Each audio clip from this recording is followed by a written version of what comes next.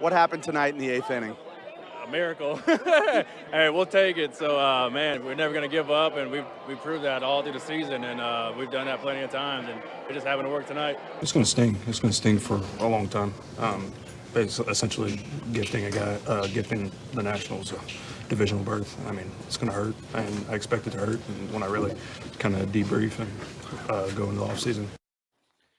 It's tough to even listen to that. And, I've said so many times over the years that the courage it takes to play these sports, and this isn't your sport, but you all understand this, is the courage to run the risk of always being remembered for your worst moment. So when you see a moment like that, RC, what thought goes through your mind? I mean, you actually feel for him if you're thinking about the guy and thinking about being in that position, because we've all given up plays that have cost us games. And on the outside, you know that everybody's going to go to him and say the right things, but they don't mean it.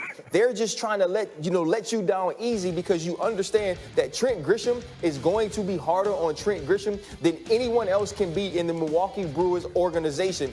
And the other piece of it is this: Christian Yelich won't be Wally pipped. That's the thing. Like, when you replace a great player, all people are going to think about is, if we would have had him, this would have been different. Yeah, it's terrible, especially since he's a really talented young prospect. Hopefully he has a long career and you can put that behind him. But like Ryan said, I've given up game-winning touchdowns, and everyone comes over to you and says the nonsense about we had plenty of chances early. It's on all of us. Right. We win together, we lose together. But deep in their heart, they're like, boy, if you would have just stepped up, made this play, we'd have been fine. So I know how that feeling feels. We all know how it feels, and we all know how it feels. I think, Greeny, the other big part of it is they just want you to do your job. Yeah. And people are going to look at that like, this is what you were paid to do. This is the reason that you're such a high prospect, and you didn't do your job. And just that simple error now has cost us a season, and people won't forget that. That's what it is. It's the season. And these are these wild card play-in games. Some people love them, some people hate them. It is a one-game season, and so it ends for the Brewers, the Nationals, with life, and they will go on. We'll have Doug Glanville a little later in this hour to look ahead at the baseball playoffs, including the American League game tonight. Meanwhile, let me get you to the NFL, and how about them Cowboys? After a hot start to the season, the Dallas offense really struggled Sunday night against the Saints. So yesterday on 105.3 The Fan, Jerry Jones was asked his opinion about the game plan of offensive coordinator Kellen Moore. Hottest seat, the one that is more likely to have the most criticism, is the offensive coordinator in the NFL. It's the hottest seat in the business.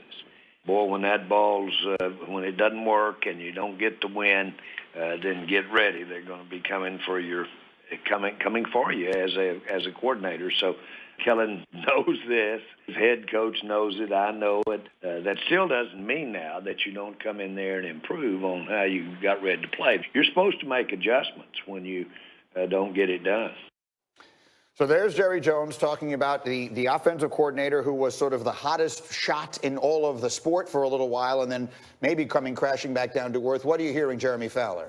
Well, part of the issue with the offense is Michael Gallup's hurt. He's their deep threat. They're relying on him, so they missed him Sunday. Dak Prescott, all the pressure's on him, but the best kind of pressure, because that deal's not getting done anytime soon. In fact, I've heard strong indications that he's going to play out this season saying, look, I'm good, and I'm going to put it all on myself. He will play well as a result. What'd you make of all this, Nate? So I think that the Saints play really well. They deserve some credit. Marshawn Lattimore in particular, he locked down Amari Cooper, and that allowed the Saints to put an extra defender in the box to really slow down the run. But when the Saints were playing too high and not outnumbered, they did some really exceptional things up front that Kellen Moore was unable to adjust to. I hope we have the video of the stunt that they put in on the weak side. So they would do a stunt on the weak side where they slanted the defensive end in and looped slanted the defensive tackle out. Here it is. Right here. You see the D tackle slant out and you see the D end loop back in. They did it all game and they were not able to adjust. Like you could do a toss, a weak side toss. There are lots of things that you can do to effectively improve the running game in that situation. Kellen Moore didn't notice it or adjust to it. And I think he got lucky the fact that they had Ezekiel Elliott back there, because all those runs should have been 1-yard gains or 2-yard losses. And Ezekiel Elliott made something out of nothing.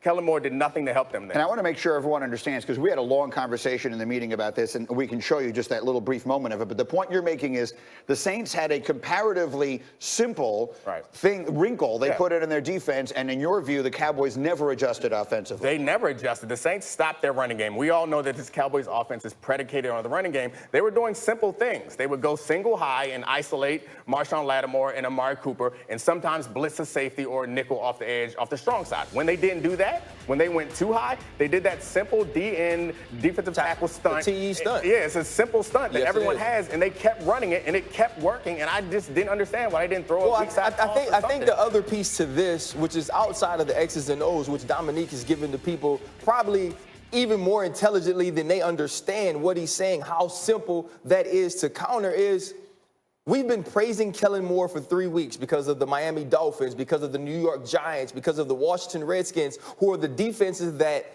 the Dallas Cowboys has played against. This is the first defense that is going to make you make adjustments, that's going to watch your film and scheme and strategize against you and make you show us that you can do something differently than what you've done the first 3 weeks that worked. And he didn't do those things, and he's gotten the praise, and it's been, let's sing the praises and the songs and the hymns that make sure Kellen Moore is the next quarterback of the Dallas Cowboys. And so now we can't get to week 4, and when he doesn't adjust, when he doesn't perform, and say we can't put the pressure on him, because we can. Because if he's anointed as the next one, he has to show up in these big moments. It seems like confirmation bias. People came in this season very high on Kellen Moore, and a lot of people very low on Dak Prescott. And early in the season, when things were working out, they were like, oh, Kellen Moore, he's made Dak Prescott into something special. Or Amari Cooper, he's making Dak Prescott really good. And everyone's been, or not everyone, a lot of people who are on the other side of this Dak Prescott argument from me would say, once Dak Prescott had a bad game, oh, now it's all Dak Prescott's fault. He missed some passes, but they also didn't do much to help him. And Kellen Moore, who we're talking about, maybe the next head coach,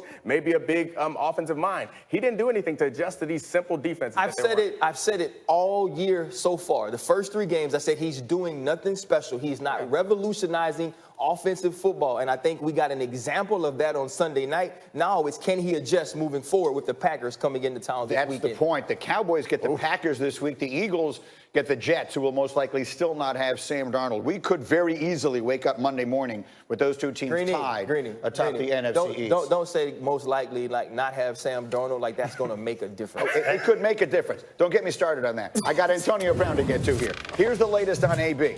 He has not filed any grievances or appeals yet, but he is expected to, according to Dan Graziano. The NFLPA was scheduled to hold a conference call to determine how to proceed on AB's potential grievances and decisions on how the union will in turn proceed. So let's get some insight into this. I opened it by saying every time we think we've moved on from this conversation, it comes back. Jeremy, what exactly is going on? Yeah, so the NFLPA has been talking about this in their offices last week, and they're trying to figure out, okay, this guy won $60 million back from these teams. There's no way he's going to get all that. They know that, so they're trying to work through all the possible scenarios and grievances to see what can we get this guy. And so they feel the Patriots signing bonus of $9 million is possibly attainable because it's still unclear when that signing bonus was voidable, and he played a game despite them knowing he could have some looming availability issues with a suspension. And the Raiders' money, they're going to argue, hey, look, what was your basis for cutting him?